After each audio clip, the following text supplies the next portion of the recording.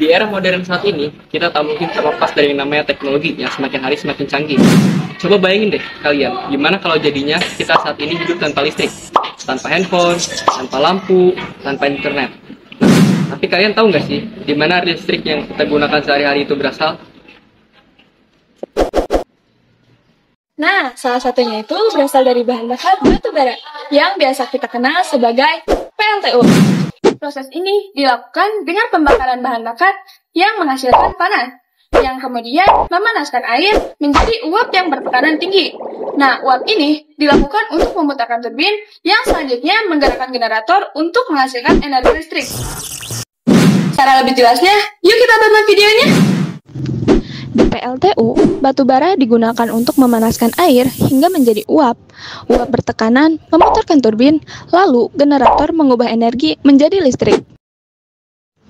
Listrik dari generator ini dinaikkan tegangannya oleh transformator agar bisa dikirim jauh melalui jaringan transmisi. Saluran udara tegangan tinggi membawa listrik dari PLTU menuju kota-kota besar, menempuh jarak puluhan hingga ratusan kilometer.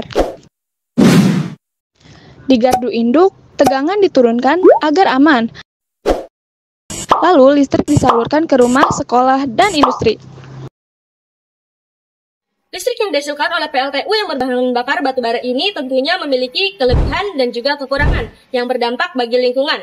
Nah, pertama-tama mari kita bahas terlebih dahulu mengenai kelebihannya. Nah, teman-teman, jadi PLTU ini memiliki beberapa kelebihan.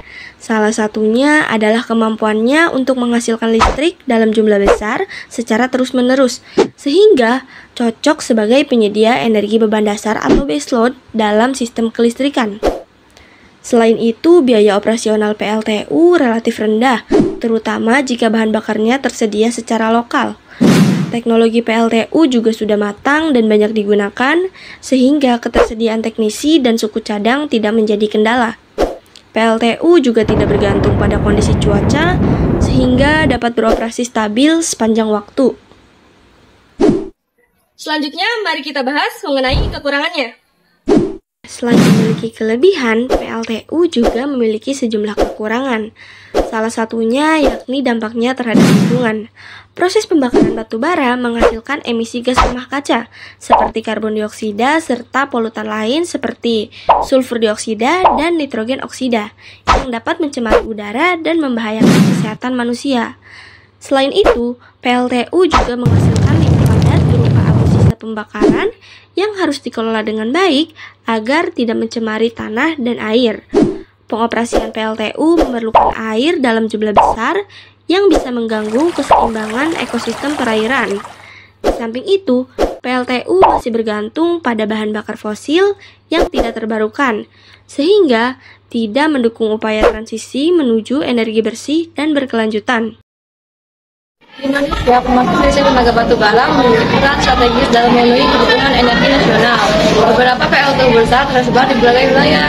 Salah satunya adalah PLTU Sulalaya di Banten. Ini adalah salah satu PLTU terbesar di Asia Tenggara dan menjadi andalan pasokan listrik untuk wilayah Jabodetabek dan sekitarnya.